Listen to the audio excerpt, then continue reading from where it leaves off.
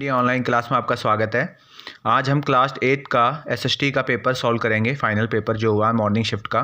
ठीक है, तो आप भी देखिए और जो एमसीक्यू है वो मैच कीजिए अपने, कितने आपने सही किए और कमेंट बॉक्स में लिखिए। ठीक है, शुरुआत करते हैं। तो पहला सवाल देखिए क्या कह रहा है कि यदि किसी राज्य का कोई नेता दूसरे राज्य के लोगों को अपने राज्य में काम करने से रोकता है तो उनका कौन सा मौलिक अधिकार का उल्लंघन हो रहा है। तो इसका आंसर है स्वतंत्रता का अधिकार, ऑप्शन ए। ठीक है, कई लोग इसमें धार्मिक स्वतंत्रता का अधिकार बता रहे जो कि सही नहीं है, क्योंकि धार्मिक स्वतंत्रता में अपने स्वतंत्रता जो धर्म का प्रचार प्रसार हम कर सकते हैं। ठीक है, लेकिन जो काम करने का अधिकार मिलता है, हमें व्यापार करने का अधिकार मिलता है, वो स्वतंत्रता के अधिकार में मिलता है। तो इसका ऑप्शन ए है। ठीक है, इसका ऑप्शन ए रहेगा, राइट टू फ्रीडम। सेकंड में क्या कह रहा है, निम्नलिखित में से कौन सा धर्म निरपेक्षता से संबद्ध नहीं है।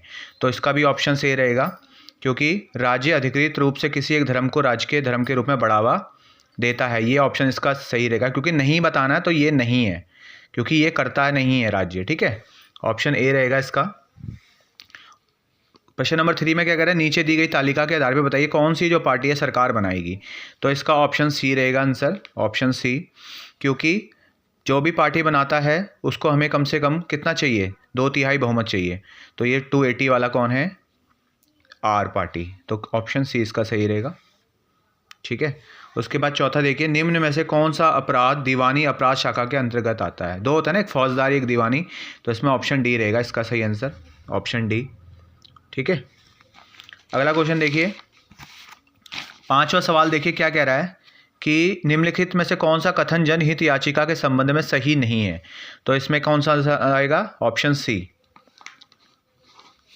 जनहित याचिका केवल जिला अदालतों में दायर की जा सकती है। ऑप्शन बिल्कुल सी सही रहेगा, ऑप्शन सी। ठीक है, फिर इसके बाद छठा है, भारतीय संविधान के किस अनुच्छेद के माध्यम से अस्पृश्यता या छुआछूत का उन्मूलन किया गया है। तो अनुच्छेद 17 के, जो कि समानता के अधिकार में आता है। ठीक है, आर्टिकल 17। ठीक है, उसके बाद चावल की कृषि के लिए आवश्यक है, क्या क्या आवश्यक है, उच्च तापमान, अधिक आर्द्रता और अधिक वर्षा। ऑप्शन सी इसका सही रहेगा। ठीक है, ऑप्शन सी। अगला है, सुमेलित युग्म की पहचान कीजिए। सुमेलित मतलब सही युग्म की। तो देखिए, रिलायंस इंडस्ट्री जो है वो निजी उद्योग है, बाकी सारे क्या है, ये गवर्नमेंट है।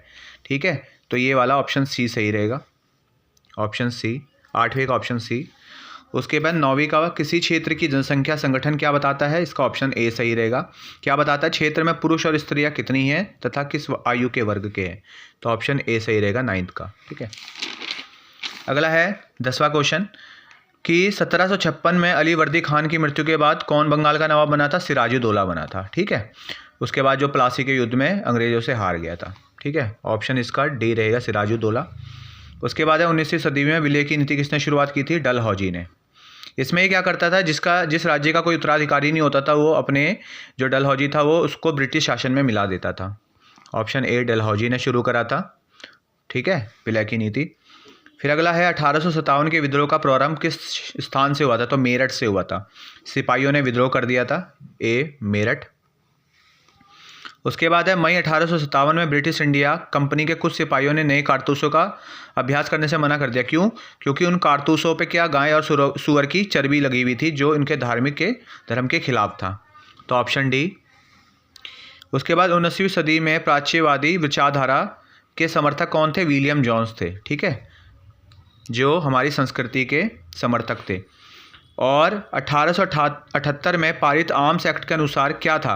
तो इसमें ऑप्शन बी आंसर सही रहेगा, भारतीयों द्वारा अपने पास हथियार रखने का अधिकार छीन लिया गया था इससे ब्रिटिश शासन ने, ऑप्शन बी। ठीक है, तो इस तरीके से जो एमसीक्यू मैंने बताया है वो बिल्कुल सही है। तो आप कमेंट बॉक्स में कीजिए आपके कितने एमसीक्यू सही गए हैं।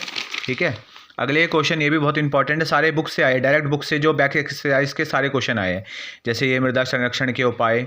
ठीक है, और जनसंख्या वितरण को प्रभावित करने वाले कारक, न्यायपालिका किस प्रकार स्वतंत्र रखा गया है, न्यायपालिका की संरचना। ठीक है, जिसमें आपका अधीनस्थ न्यायालय आता है और उच्च न्यायालय आता है, उच्चतम न्यायालय, वही वाला सवाल था ये। ठीक है, उसके बाद सारे बैक एक्सरसाइज के क्वेश्चन है, उद्योगों की अवस्थिति को प्रभावित करने वाले कारक, जैसे भूमि श्रम है ना, ये वाला था, कितना आसान सवाल था ये। और देखिए मैप कितना आसान आया है, मैप और आसान आया है। अहमदाबाद गुजरात में है, जलियांवाला बाग पंजाब अमृतसर में है, चंपारण बिहार में है, लखनऊ उत्तर प्रदेश में है, दिल्ली दिल्ली में है, झांसी मध्य प्रदेश में। ठीक है, तो इस तरीके से पेपर बहुत ईजी आया था और आशा करता हूँ मेरे द्वारा दी गई जानकारी आपको अच्छी लगी होगी। नमस्कार।